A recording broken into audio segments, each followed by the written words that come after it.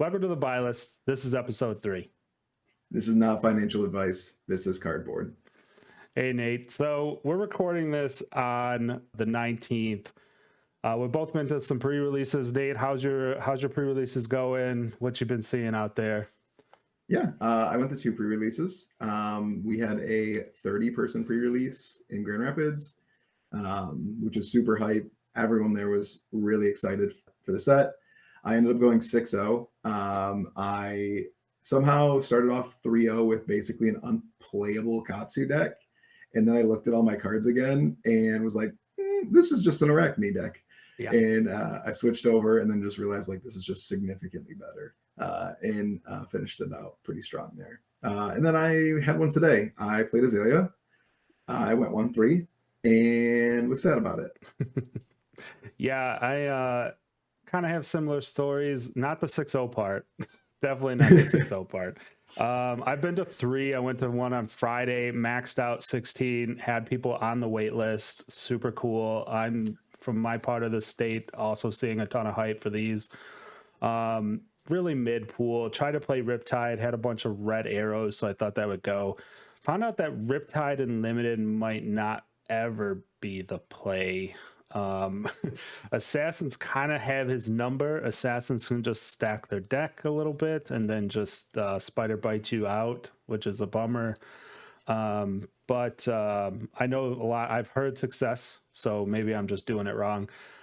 Saturday, again, tons of hype, man. Like 22 people. There was like, obviously we didn't fill up that one, but yeah, lots of people showing up. And then today, a little bit smaller one. Went 3-2 on Saturday and 2-1 today. But yeah, tons of fun. And I think, the pricing of these pre-releases was great. It's a huge win for LSS.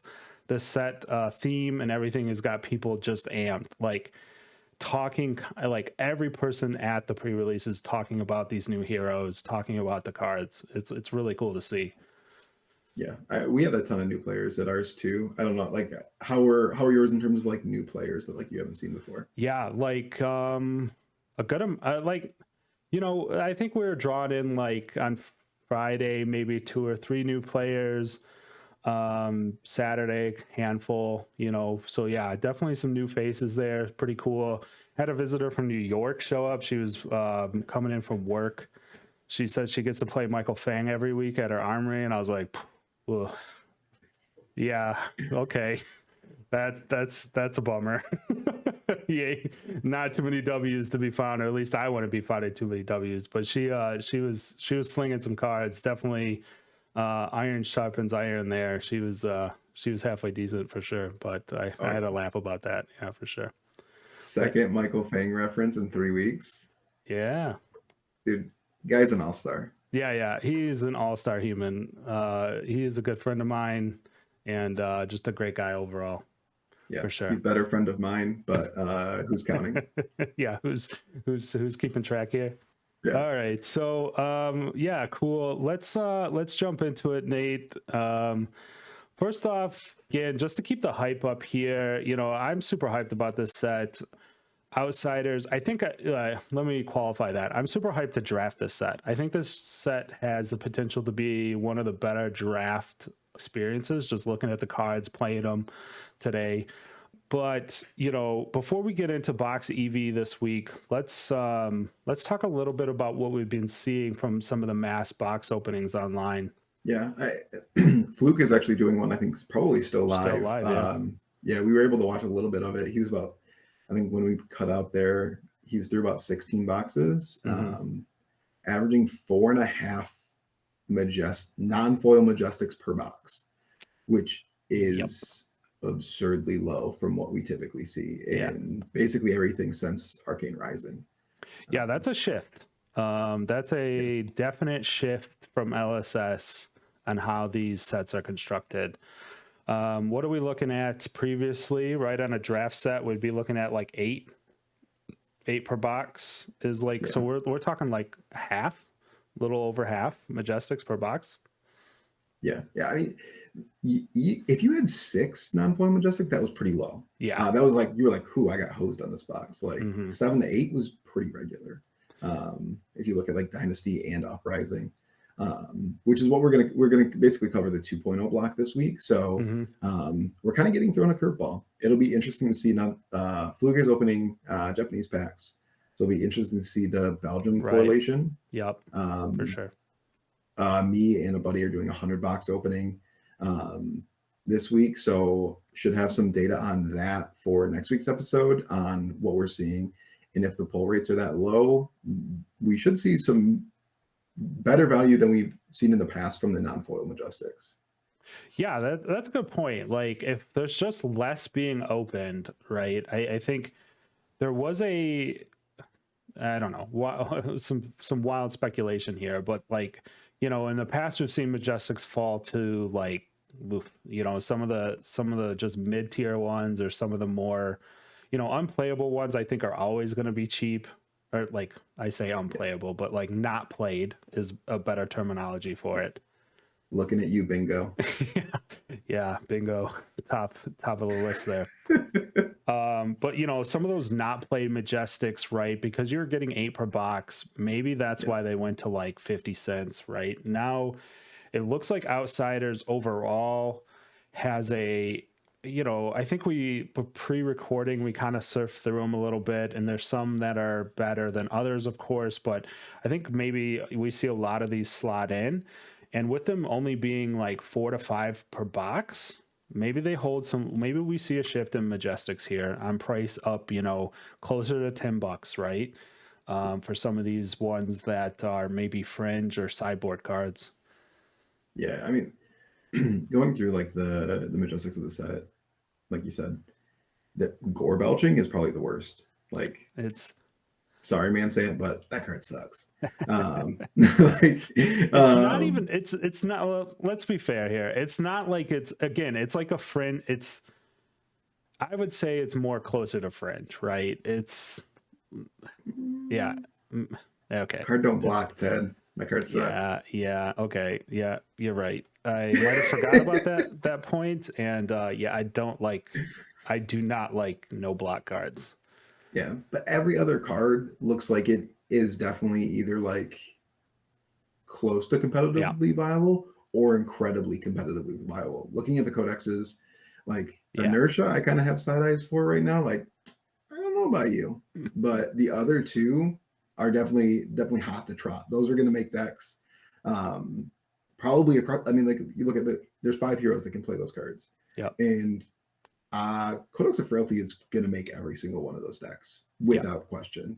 And Blood Rot is probably going to make a lot more, or not a lot more, but it'll probably make a lot of them, but maybe not all of them. Yep, for sure. So, yeah, it'll be interesting how this shakes out. Let's jump into the EV and take a look at that. We're going to start off with Uprising here.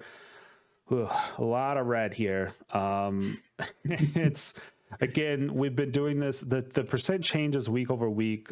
Just so as a reminder, we are filming this on the 19th. I take all this data on the 17th, so every Friday I update this on our EV tracker. Yeah, I mean, you know, last week Uprising, we didn't show it or talk about it, but it was up 4.5%, right? So retraced a bit here. Again, I think we said it last week when we started looking at these. I think the overall box EV, that $92 isn't really the thing we want to like stick on too much, right? I think this is more try to get into, it's less macro, more micro, right? Let's look at, you know, how this pie chart is split up. The one thing that I would like to point out here, or talk about quickly, is that the Marvel Rare slot, it's a decent, you know, slice of that pie on this set. Yeah, I think the set is very, like, as you can kind of see from the pie chart, very spread out in terms of value. Like, you can't just open one box though, because again, we're kind of back to, I think, why LSS has decided to make the change.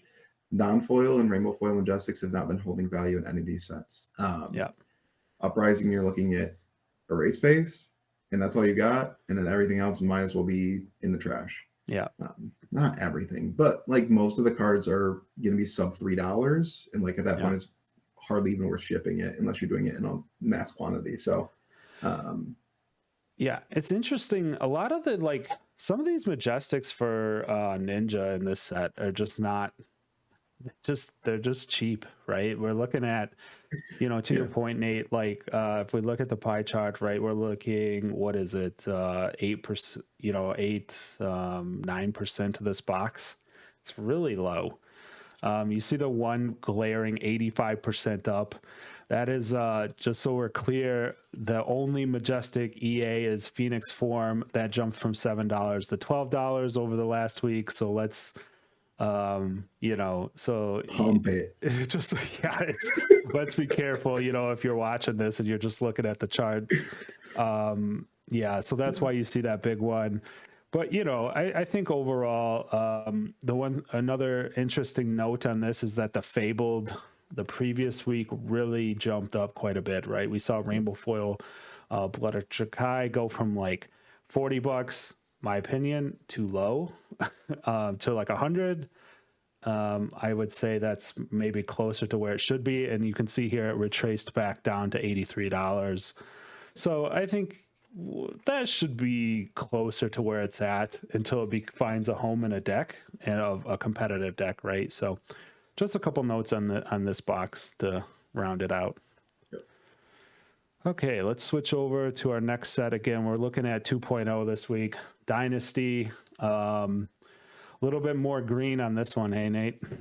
Yeah, I affectionately call this set D-Nasty because it can be kind of nasty to open, both at good and bad. You can open a box that is just absolute garbo, Yeah. and then you can open a Marvel in a box and then just be like, Yeah. I'm just taking this all the way to the bank. You open a Marvel and a Surgical, and you're like, whoo, baby. Yeah. The swings are wild here.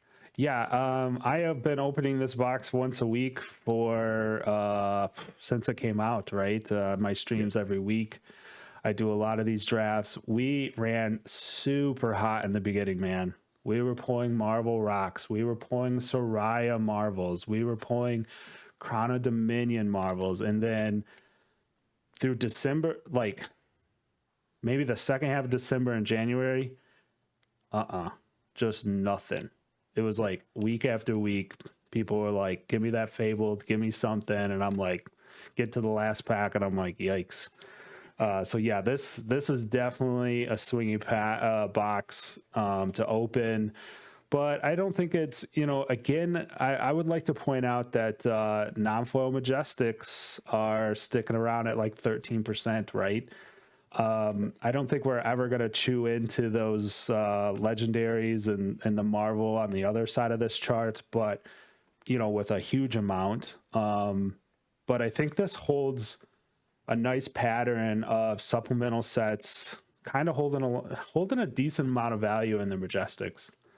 Yeah, I mean, we looked at it last week with Everfest, and next week when we do the first block, you'll see that like crew.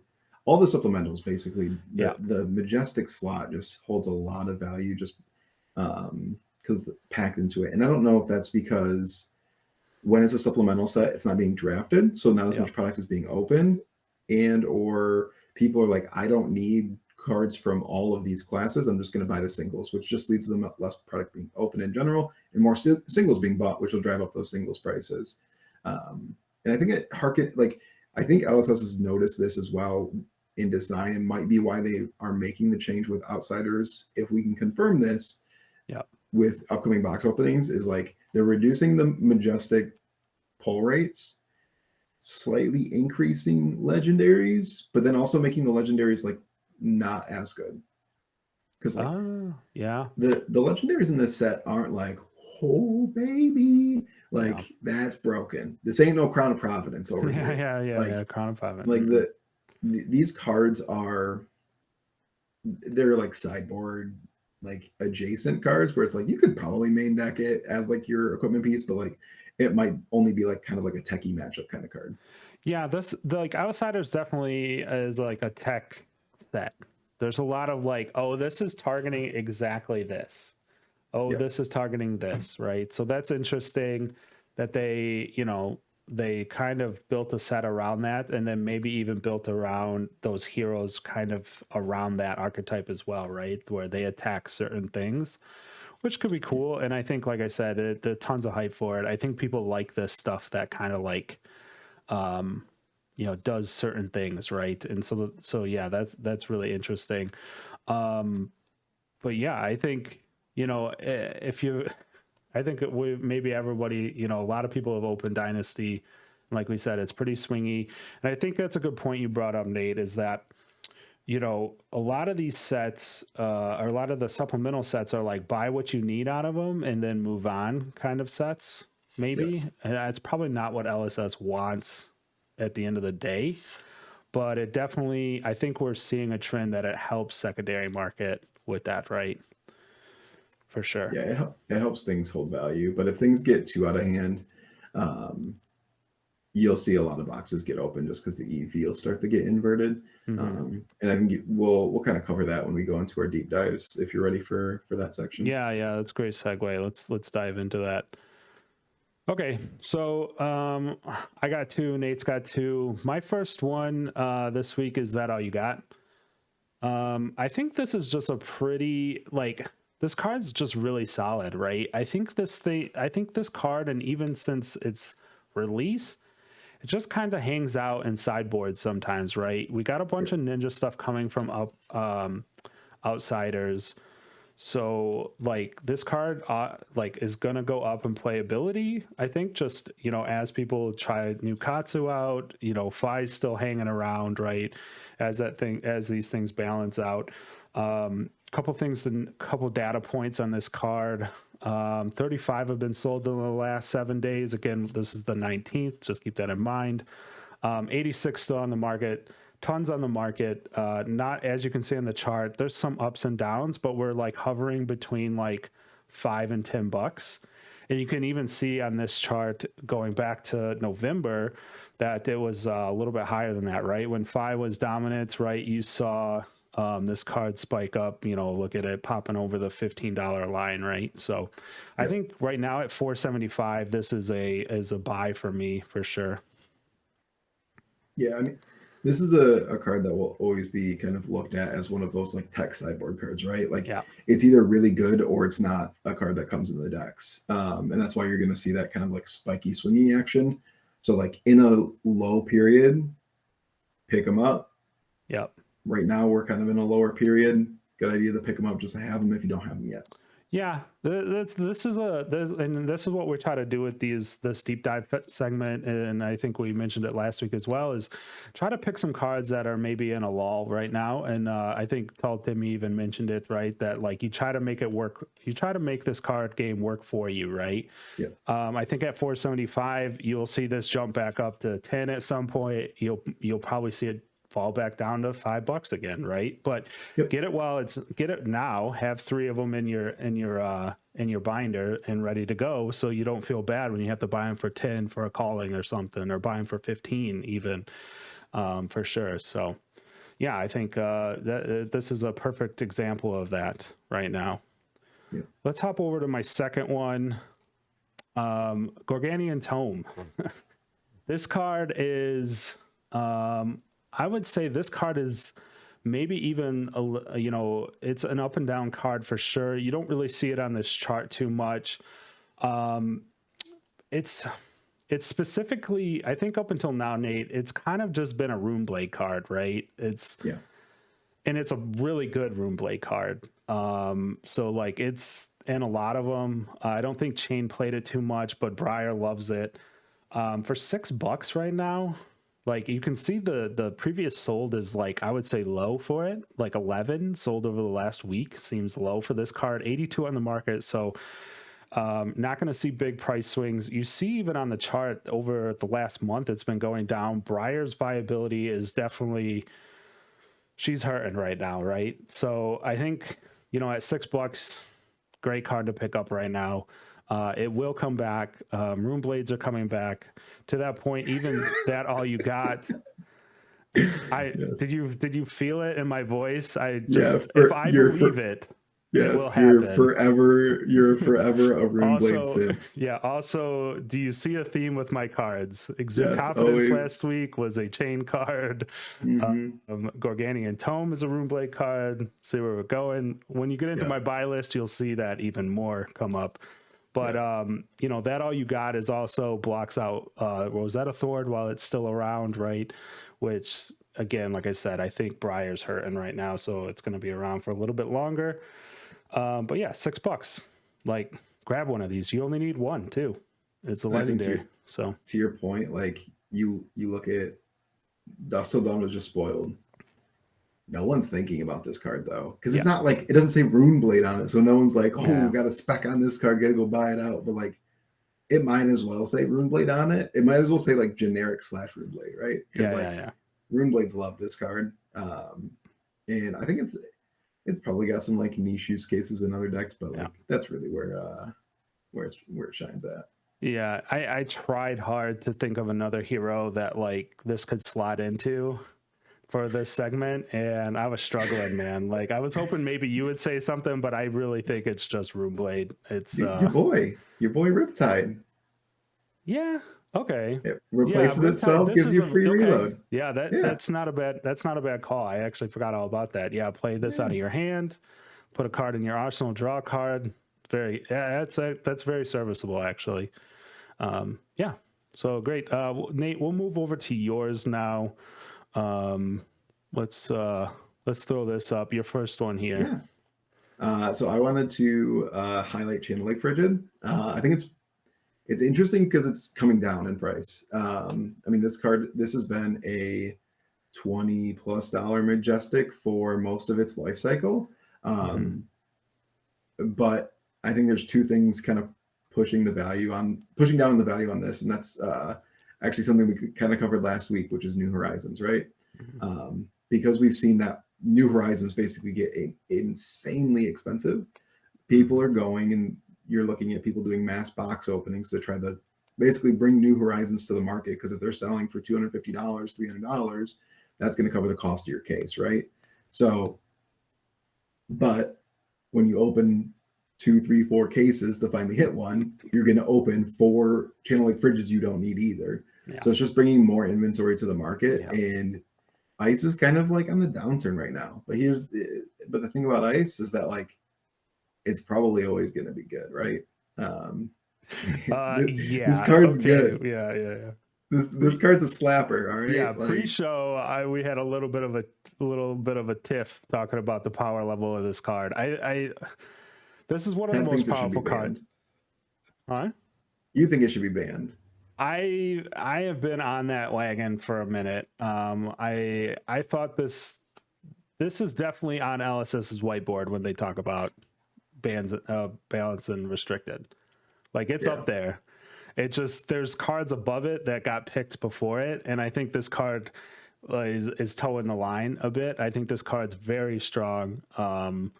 But yeah, that's a great point, Nate, about looking for those new horizons. We see these come onto the market. People are trying, if you have a bunch of them all of a sudden, right, you just start undercutting down.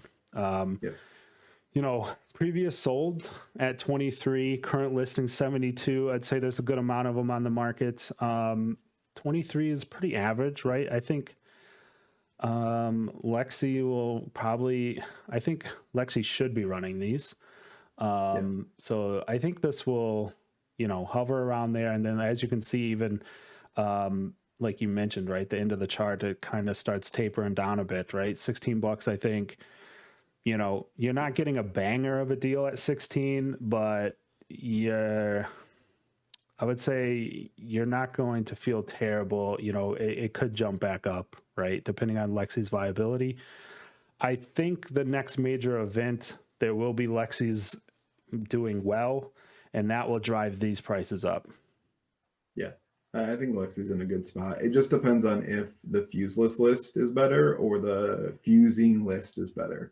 Because if the fuseless list is better, the price could continue to sink. But like, this is an extremely powerful card. If you have an interest in playing ice, it's going to go in any ice list from now into infinity. Yeah. So like, just adding it now. I don't I don't foresee them banning the channel cycles, because if they ban Yeah. channel Lake Frigid, they need to ban channel Mount Heroic, because those cards are on equal power level.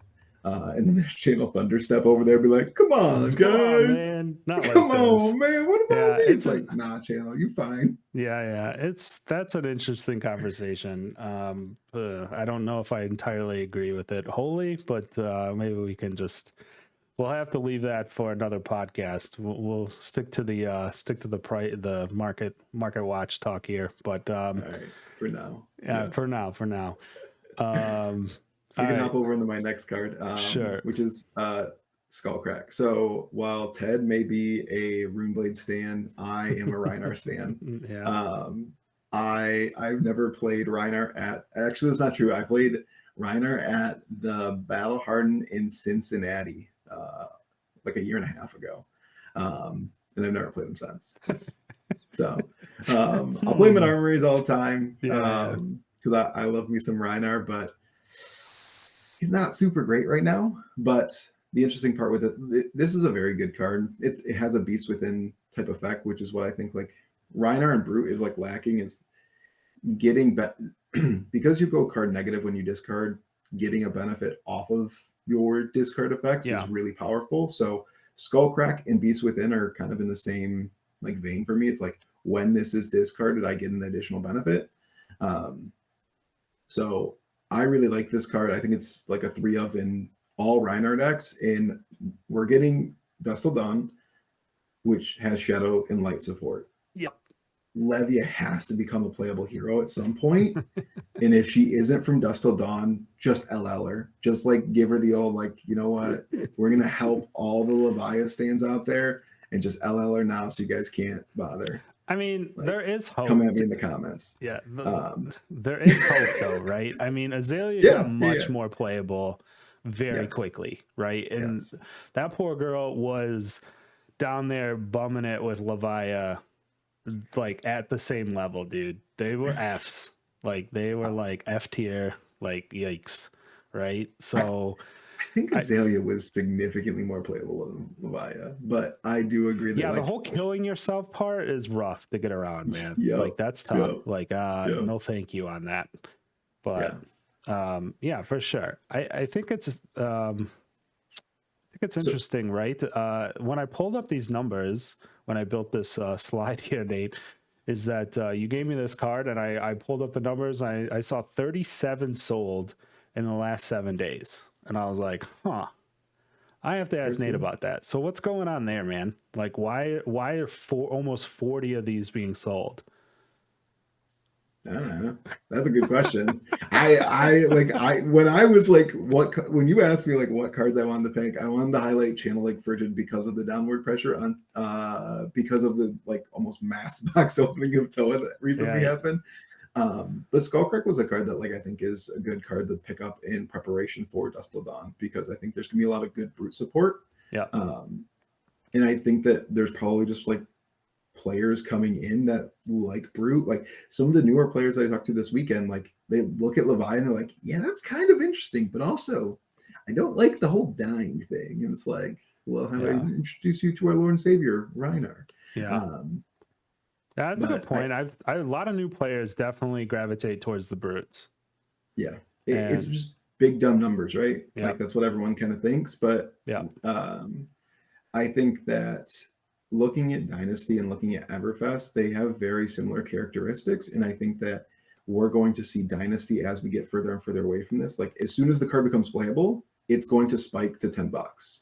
Like Deadeye. I picked up a playset of Deadeyes for like $9. You can't even get a copy now for $9 because it went from like not playable because it was basically an Azalea card. And no one was playing Azalea to now everyone wants to play Azalea.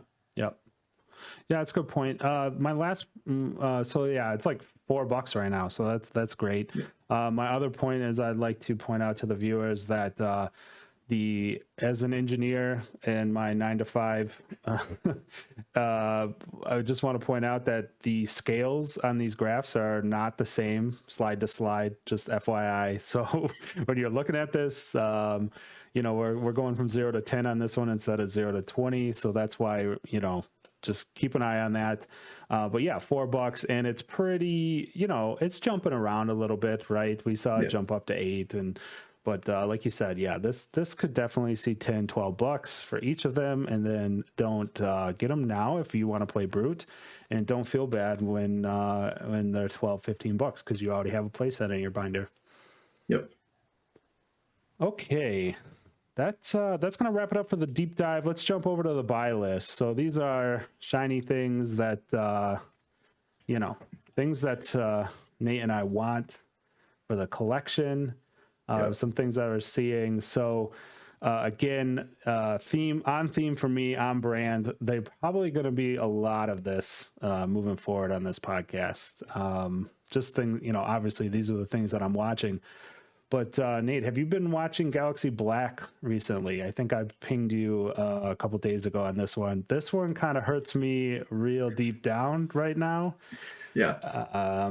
I think this is, I already have one of these just for full disclosure.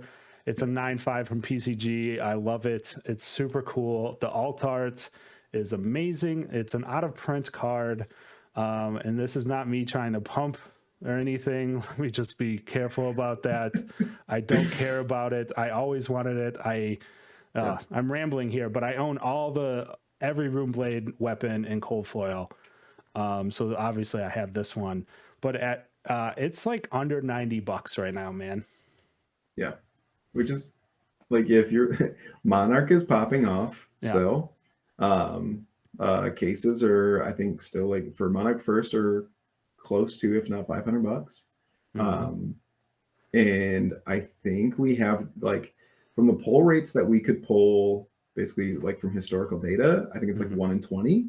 Yeah. For this? Yeah. Was that what we had? I think it is. Yeah, I think we did have it at 1 in 20. So it's a hard to pull card. It's on the same scale of the EAs. It's a beautiful cold foil alt art. Yep. And you're gonna have, like, as the game grows, you're gonna have a bunch of simps like Ted who want this card in cold foil. And it will drop. And like, full disclosure, I have one too. But I got hosed in Monarch, so like after I got hosed really bad in Monarch, I wanted to complete the set. Yeah.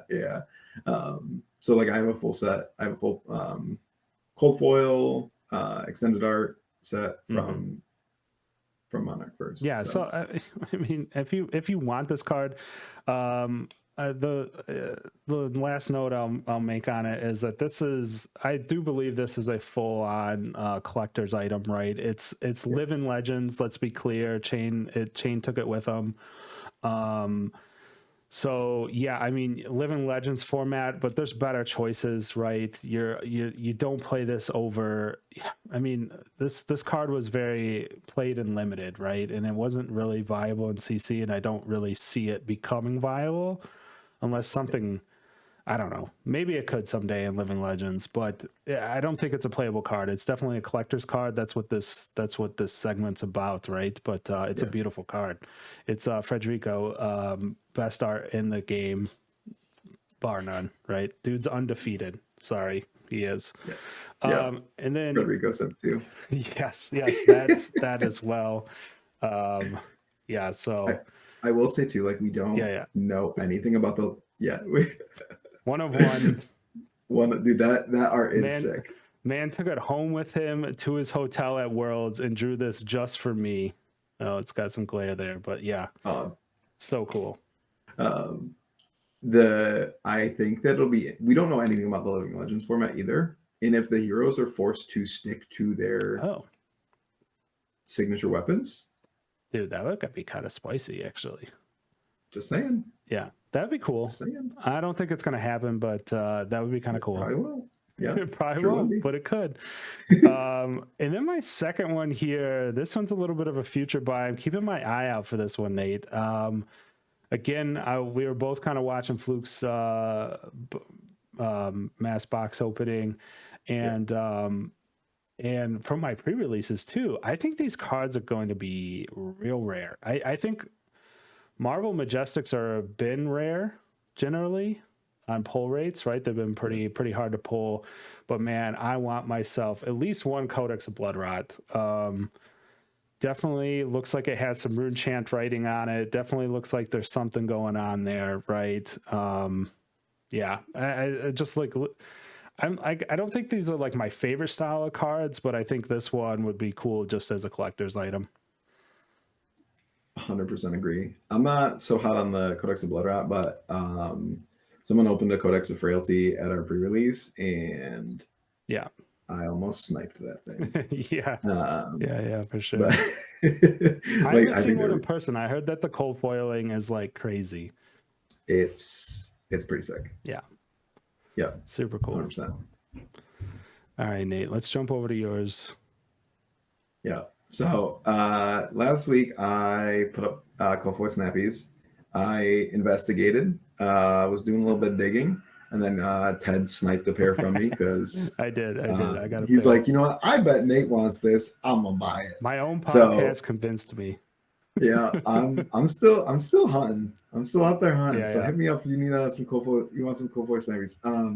But the Crew Majestic equipment is just all super good. Like Bloodsheath might get unbanned someday.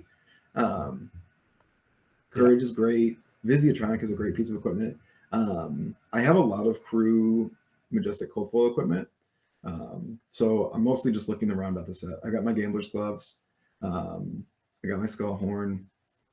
I'm like looking up at my like hanging. Oh, I have a 9.5 Crater Fist, which like harkens back to my my Guardian 9.5 equipment set. If you got a cold foil Stalagi, hit me up. Right.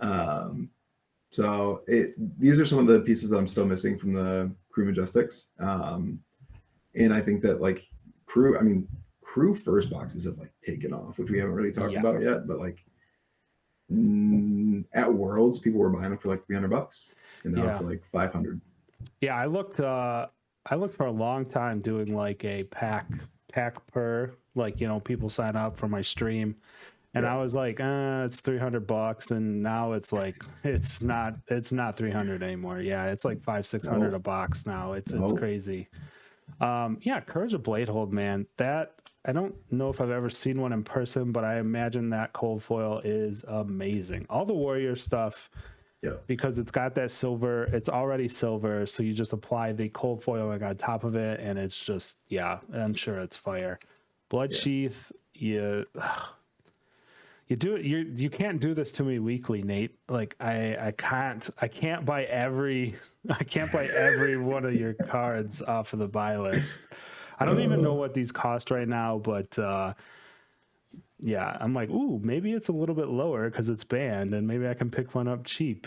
And I'm like, no, probably not. No, they're still like 300. Visiatronics are pretty cheap though. They're like 200, 225. Oh, that's not terrible then. No, but I don't see myself playing mech all that often. But I'm a degenerate, so like I play everything. I do too. But I just kind of want to round out the collection. I still have to get some of the weapons from Crew too. I have a sledge. I love sledge and cold foil, dude. So good. Got it for like $75. Awesome. Dude, sledge is like, I think I should have put that on my buy list. Sledge and cold foil is so good, and it's too cheap. That's too cheap.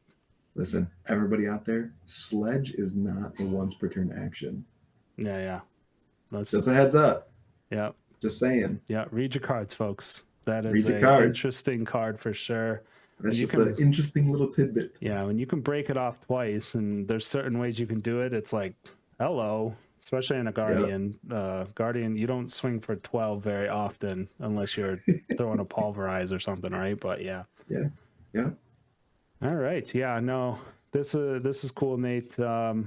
But I think that's all we got for this week. Any parting shots, Nate? Ooh, I get to fire shots? Oh, whoa. I take it back. No shots. Let's not. We're a fledgling podcast over here. Let's I don't let's play nice. Let's play nice. Gotta play nice. All right. So if you all haven't realized the dichotomy here yet, Ted kind of keeps me in line, so I don't say anything too crazy. Try to. But no, I just want to thank everybody for watching, for commenting. Like, let us know what you like so far about the pod, what we can do better. I got a mic, as you can see, so hopefully the sound's a lot better this week. But I appreciate everybody watching, supporting us. And if you guys like want to drop a like, that'd be dope. Subscribe, awesome. And Ted will like write you thank you notes if you do all of those things. So I think Flake's got that covered already. That I feel that would be like copying, right? Sending out no, notes. you're gonna thank every subscriber. That's what I meant. You're gonna write a thank you note to every subscriber. Yeah. I don't know about that, but yeah, no, ditto to that, Nate. Like, yeah, everyone, thanks for the support. Yeah, keep it up, guys. If you want to leave a like, hit the subscribe button. That would be great. Hit the bell so that you know when this pops up on your feed. Yeah, all those things, and we'll talk to you next week. Peace out. Peace.